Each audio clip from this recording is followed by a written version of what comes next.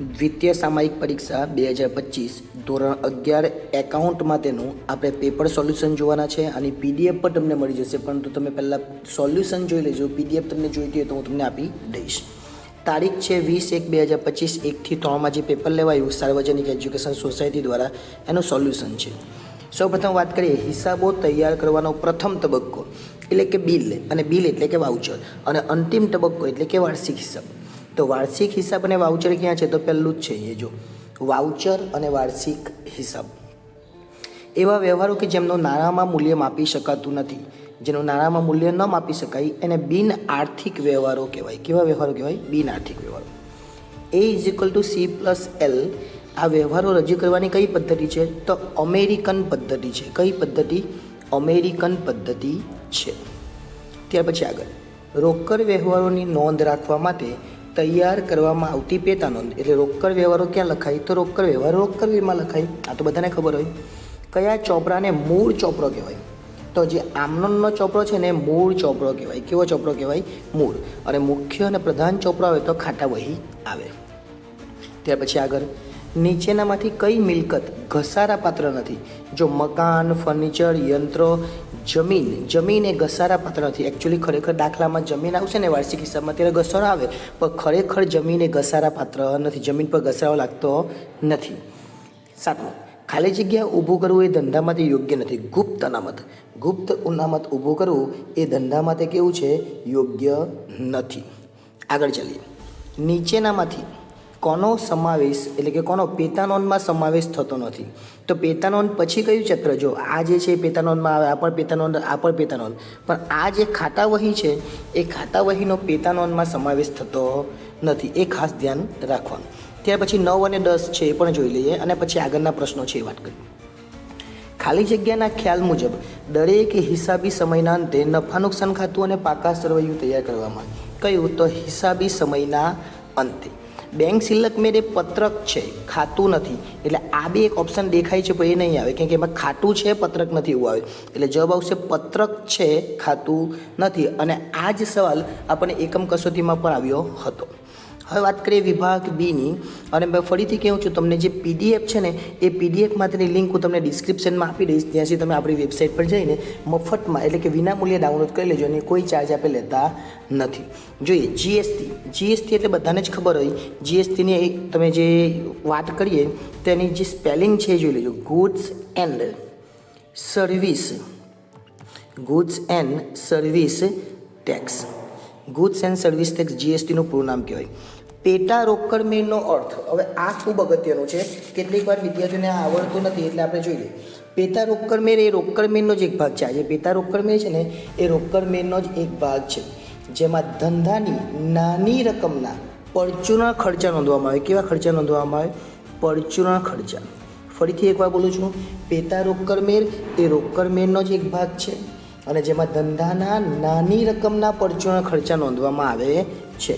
ખાતાને કેટલી બાજુ હોય? તો ખાતાને 2 બાજુ હોય. ખાતાને કેટલી બાજુ હોય? 2 બાજુ.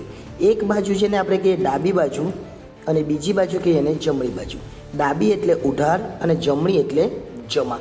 જ યાદ રાખવાનો. જ એટલે જમણી અને જમણી એટલે જમા. ત્યાર પછીનો પ્રશ્ન છે વિસરચૂક ભૂલ કોને કહેવાય? આ ખૂબ અગત્યનું. જ્યારે ધંધામાં કોઈ પણ વ્યવહારની સંપૂર્ણ નોંધ, જ્યારે કોઈ પણ વ્યવહાર હોય અને એની સંપૂર્ણ નોંધ પેટા નોંધમાં કે ખાતા વહીમાં કરવાની રહી જાય તો એને શું કહેવાય? વિસરચૂક. અથવા તમે સામાન્ય ભાષામાં પણ લખી શકો, જ્યારે કોઈ પણ વ્યવહારની નોંધ કરવાની ભૂલાઈ જાય અથવા રહી જાય એને વિસરચૂક કહેવાય. આંતરરાષ્ટ્રીય હિસાબી ધોરણ સમિતિની સ્થાપના કયા વર્ષમાં કરવામાં આવી? તો 1973 એટલે 1973માં. ક્યારે કરવામાં આવેલું? 1973માં. બીજું પણ એક છે જેમાં 1977 છે, પણ એ અહીંયા પૂછેલું નથી. ASB એટલે ASB પૂછે તો 1977 અને IASC પૂછે તો 1973. ત્યાર પછીના બધા જ પ્રશ્નોનું સોલ્યુશન પણ તમને મળી જશે, એટલે ખાસ આપણી સાથે જોડાયેલા રહેજો. તમને આ બધી વસ્તુ મળી જવાની છે. 10,000નો માલ રમેશ પાસેથી શાક પર ખરીદ્યો એટલે તમારે ખાલી ખરીદ નોંધ બનાવવાની, નામ લખવાનું રમેશ ખાતે અને 10,000 રકમના ખાનામાં લખવાના. 20,000નો માલ સરદાર સ્ટોર્સમાંથી 10% વેપારી વતાવે ખરીદ્યો. 20,000 10% એટલે 2,000 રકમમાં લખવાનું 18,000 અને સરદાર સ્ટોર્સ ખાતે વેપારીના નામમાં લખવાનું ભરતિયામાં 116. 18,000નો માલ ગંગા પાસેથી રોકડેથી ખરીદ્યો. રોકડેથી ખરીદ એટલે વ્યવહારની નોંધ થાય નહીં. સંદીપને 20,000નો માલ વેપારીએ ઓર્ડર આપ્યો એટલે આપણને નોંધ થાય નહીં. ફર્નિચર એટલે મિલકત છે, આપણને નોંધ થાય નહીં. અને રોકડ બતાવ છે, વ્યક્તિ નામ જ નથી એટલે આપણને નોંધ. ફક્ત 2 જ નોંધ થાય, એક પહેલા વ્યવહારની અને એક બીજા વ્યવહારની. એટલે આપણો જવાબ કેટલા હોય? પહેલા વ્યવહારમાં 10,000 અને બીજા વ્યવહારમાં 18,000. એટલે કુલ જવાબ આવશે 28,000. એટલે પૂરું. ત્યાર પછી આપણે કાચું સરવૈયું પૂછેલું છે. ખરેખર આ પૂછવું નહીં જોઈએ, પણ પૂછેલું છે એટલે આપણે જોઈ લઈએ. દેવાદારોને ઉધાર બાકી આવે. તમારે શું કહેવાનું? એક કાચું સરવૈયું વિગત, ઉધાર અને જમા. વિગત, ઉધાર અને જમા આ રીતના બનાવવાનું. અને પછી હું લખવાનું, બધું જ લખી દેવાનું એક સાથે. તો દેવાદારો ઉધાર બાજુ પર, દેવી હુંડી જમા બાજુ પર, વ્યાજ મળ્યું જમા બાજુ પર, ખરીદ પરત જમા બાજુ પર, કમિશન મળ્યું જમા બાજુ પર, વેચાણ પરત ઉધાર, દેવાદારો ઉધાર અહીંયા, પગાર ઉધાર, લેદારો જમા, આપેલ વતાવ ઉધાર, મળેલ વતાવ જમા, મળ્યું જે એટલું બી આવે બધું જ જમા, ચૂકવેલ આવે એ બધું ઉધાર. આટલું કરો એટલે આપણને જવાબ મળશે 38,500 બંને બાજુ પર. કેટલા મળશે? 38,500. અનામતના લક્ષણો છે આપણે જોયા નથી, દઈએ તમારે વાંચી લેવાના. વિભાગ ડીની વાત કરીએ તો વિભાગ ડીની અંદર પહેલાં આપણને આમ નોંધ પૂછેલી છે. એટલે રોકડ ખાતે ઉધાર, દેવાદાર ખાતે ઉધાર, માલસ્ટોક ખાતે ઉધાર અને લેણદારને જમા કરવાના 5,000. એટલે 50 ને 70 ને 80, 80માંથી 5 જઈએ તો મૂડીમાં લખવાના 75,000. ફરીથી આમ નોંધ બોલું. રોકડ ખાતે ઉધાર 50,000, દેવાદાર ખાતે ઉધાર 20,000, માલસ્ટોક ખાતે ઉધાર 10,000, તે લેણદાર ખાતે 5,000 અને તે છેલ્લે લખી દેવાનું મૂડી ખાતે. અને મૂડી ખાતે કેટલા લખવાના? 75,000 લખવાના. આગળ 20,000નું યંત્ર ચેકથી ખરીદ્યું. ગોઠવણી ખર્ચ 500 થયો. યંત્ર ખરીદ્યું એટલે યંત્ર આવે એટલે યંત્ર ખાતે ઉધાર કેટલા? 20,000 ને 5 એટલે 20,000 ને 500.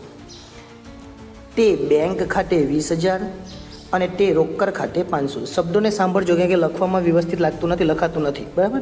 એટલે યંત્ર ખાતે ઉધાર 20,500, તે બેંક ખાતે 20,000, તે રોકડ ખાતે 500. આવું આપણે યંત્ર ખાતું જે છે ને ચેપ્ટર, ઘસારાના યંત્રના ઘસારાના હિસાબોવાળું મેં યંત્રની આમનોંધ આવી છે પહેલી. આગમાં 2,000નો માલ બળી ગયો. વીમા કંપનીએ 1,000 આપ્યા, એનો મતલબ કે 1,000નું નુકસાન થયું. તો આપણે શું લખવાનું? આગથી થયેલ નુકસાન ખાતે ઉધાર. સાંભળજો, આગથી થયેલ નુકસાન ખાતે ઉધાર કેટલા? 1,000. વીમા કંપનીએ કેટલા આપ્યા? તો વીમા કંપની ખાતે ઉધાર કેટલા? 1,000. તે ખરીદ ખાતે 2,000. કોઈ પણ માલ જાય તો આપણે ખરીદીને જમા કરીએ. એટલે ફરીથી બોલું, આગથી થયેલ નુકસાન ખાતે ઉધાર 1,000, વીમા કંપની ખાતે ઉધાર 1,000, તે ખરીદ ખાતે 2,000. 7 નંબર, કમિશનના 400 મળ્યા એટલે કમિશન આવે તે રોકડ ઉધાર. એટલે આમનો આવશે રોકડ ખાતે ઉધાર તે કમિશન ખાતે, રોકડ ખાતે ઉધાર તે કમિશન ખાતે. ત્યાર પછી હુંડીવાળો દાખલો તો આપણે કેટલી વાર મેં તમને સમજાવ્યું છે. હુંડીમાં શું કહેવાનું? તનુએ 48 જણમાં વંશને વેચ્યો એટલે વંશ લેનાર કહેવાય. એટલે એક બાજુ લખવાનું વંશ તે વેચાણ, બીજી બાજુ લખવાનું શું? એક બાજુ વંશ તે વેચાણ, બીજી બાજુ લખવાનું ખરીદ તે તનુ. હવે આમાં તમારે શું કરવાનું? વંશ જે ઉધાર છે ને જમા કરી દેવાનો અને બીજી આમનોંધમાં લેણી હુંડી ઉધાર કરવાની. શું કરવાની? લેણી હુંડી ઉધાર અને વંશ જમા. આમાં તનુ ઉધાર અને દેવી હુંડી જમા. તનુ ઉધાર અને દેવી હુંડી જમા બીજી આમનોંધ. હવે ત્રીજી આમનોંધ, ત્રીજીમાં અવની છે તો ત્રીજી આમનોંધ આ બાજુ પર લખવાનું અવની તે લેણી હુંડી અને પેલી બાજુ તો આપણી જે આવે તે જ કઈ? જે દેવી હુંડી તે બેંક. બસ આટલું કરે એટલે તમને કેટલા માર્ક્સ મળી જાય? 4 માર્ક્સ મળી જાય. બાબત છે તો પૂછેલી જ નથી. નીચે આપેલા વ્યવહારોની સમીનના ચોપડે આમનોંધ જ લખવાની છે. 36,000નો માલ અતુલ સ્ટોર્સ પાસેથી 10% વટાવે ખરીદ્યો. વટાવે ખરીદ્યો એટલે ખરીદ ખાતે ઉધાર અને રોકડ છે એટલે વેપારીનું નામ આવવાનું નથી. તે વટાવ ખાતે, તે રોકડ ખાતે. કેમ વટાવને રોકડ લખ્યું? કારણ કે વ્યક્તિનું નામ આવે નહીં એટલે ઉધાર લખવાના 36,000, વટાવ 10% એટલે 3200 અને એ લખવાના 3600 અને એ લખવાના 32,400. 3600 વટાવ લખવાનો, બસ એટલું યાદ રાખવાનું. આગળ 42,000ની 2 માસની હુંડી અનિતા ટ્રેડર્સ પર લખી, જેમણે સ્વીકારીને પરત કરી. એટલે આપણે જવાબ લખીશું અનિતા ખાતે ઉધાર. અનિતા ખાતે ઉધાર તે દેવી હુંડી ખાતે. અનિતા ખાતે ઉધાર તે દેવી હુંડી ખાતે. ત્યાર પછી આગળ જોઈએ. 3/1/24ના રોજ લીલાએ સ્વીકારેલી 25,000ની હુંડી બેંકમાં વટાવી. બેંકમાં વટાવે તો શું થાય? તો બેંકમાં વટાવે તો આપણને ખબર છે કે લેણી હુંડી જે છે એ બેંકમાં વટાવે તો આપણે શું લખવું પડે?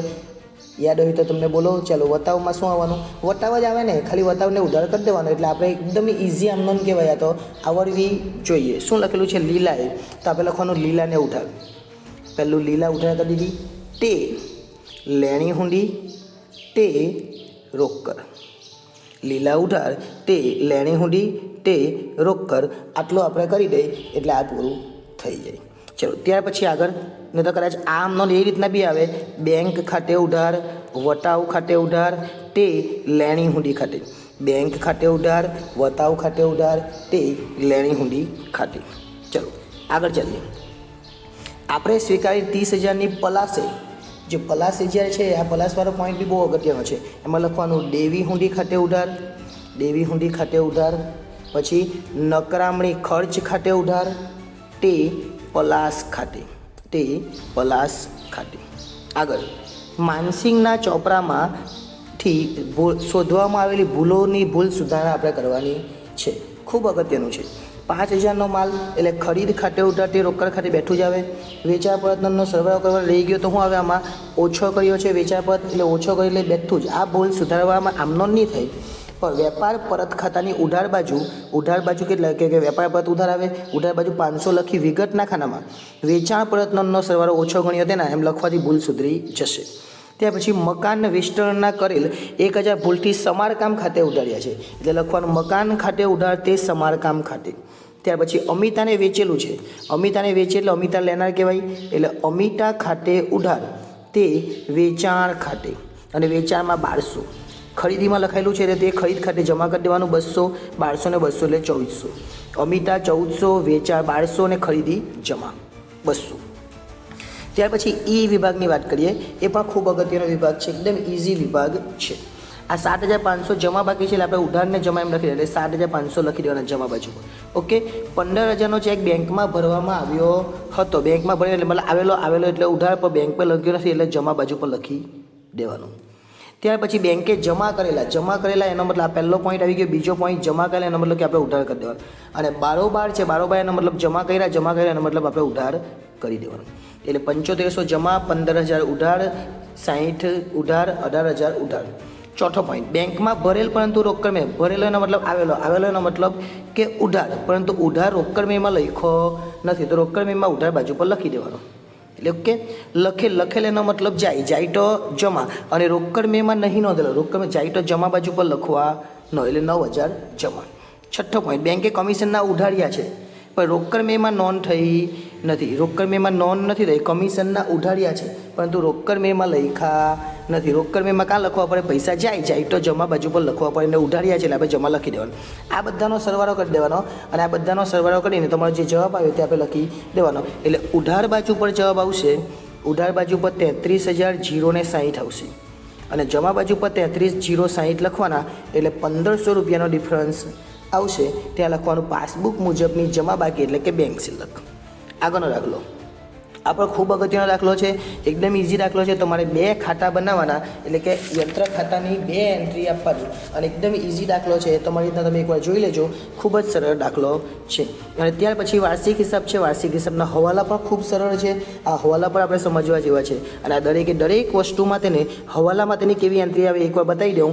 આ જે છે એમાંથી પહેલાં 2,000 બાદ કરવાના એટલે 2 લાખ વધે અને એ 2 લાખમાંથી પછી એના 30% કરવાના. આ 40% છે એ કંઈ કામનું નથી પણ એના 30% કહીને 20% ઓછા એટલે 60,000 ને 20% ઓછા એટલે આ 48,000 કહેવાય. અને જ્યારે બાકીના માલમાંથી 5,000 કાઢી નાખવાના એટલે બાકીનો માલ 60,000 માંથી 55,000 કહેવાય. અને જે પેલા 80,000 તે બેઠા છે એટલે તમારો ટોટલ સરવાળો થાય 1,83,000. 1,83,000 તમારો આખરનો સ્ટોક આવે. જાહેરાતમાં આપેલ માલ 2 જગ્યાએ આપણે આવે. એક તો જાહેરાત ખર્ચમાં પ્લસ કરવાનો, બીજું ખરીદીમાંથી બાદ કરવાનો. ઉધાર વેચાણ ભૂલથી ખરીદીમાં લખાઈ ગયું, ખરીદીમાંથી બાદ કરવાનું, વેચાણમાં પ્લસ કરવાનું. દેવાદારો 30,000 ગલખાદ તરીકે માંડી લેવાના છે, દેવાદારમાંથી બાદ કરવાના. અને આ જે વેચાણવાળું છે ને એ વેચાણમાં પ્લસ કરે તો લેણદારમાં પ્લસ અને ખરીદીમાંથી બાદ કરે તો દેવાદારમાંથી બાદ. મૂડી પર વ્યાજ પ્લસ કરવાનું, ઉપાડ પર વ્યાજ ઉપાડમાં પ્લસ કરવાનું, અને નફા નુકસાનની એક અસર ઉઠાને એક અસર જમા.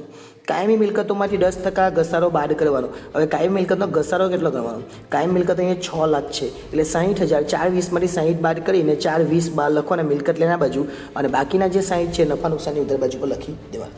એટલે આખો જ દાખલો અહીંયા પૂરો થઈ જાય. અને આ દાખલો પણ ખૂબ સરળ છે, એકવાર જોઈ લેજો તમે, કારણ કે અત્યારે સમય બહુ થઈ ગયો છે એટલે આપણે આ વાત કરતા નથી. બાકી ઘણું ઇઝી છે, એકદમ સરળ છે, એકદમ સમજાઈ જાય એવો દાખલો આ પણ છે. તમારે શું કરવાનું? જો આ 30,000 છે, 30,000 ભાગ્યા 5 કરે, કેમ કે 5 વર્ષનો છે ને અત્યાર સુધીનો કુલ ઘસારો, એટલે 6,000 ઘસારો કહેવાય.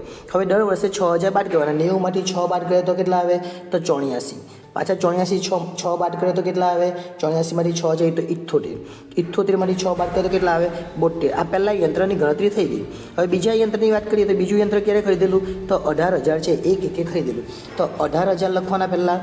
પણ હવે 18,000ના આપણે કેટલા ટકા? તો 5%, એટલે 900 થાય. પણ 900 નહીં તો એક છે એટલે 3 મહિનાનો ઘસારો એટલે 225 થાય. એટલે પહેલા વર્ષનો ઘસારો 225 એટલે 17,775 આવે. પછી 31/12 વેચી દીધું એટલે 9 મહિનાનો ઘસારો ગણો, અને 9 મહિનાનો ઘસારો 675 થાય. અને 675 થાય એટલે જવાબ આવશે 17,100. પછી 1700 આવે ને પછી શું કીધેલું છે કે આ યંત્ર 10% નફાથી વેચી દીધું એટલે વત્તા 1710 અને 10% કરે એટલે કુલ આવે 18,810. અને પછી તમારે યંત્ર ખાતું બનાવવાનું અને ઘસારા ખાતું બનાવવાનું, બસ બીજું કંઈ કરવાનું નથી. એટલે આ દાખલો પણ ખૂબ સરળ કહેવાય. આખું સોલ્યુશન એ જોઈ લીધું આપણે. હવે તમને જો PDF જોઈતી હોય તો તમે ડિસ્ક્રિપ્શનમાં જે લિંક છે ત્યાંથી તમે મેળવી શકો છો. આભાર.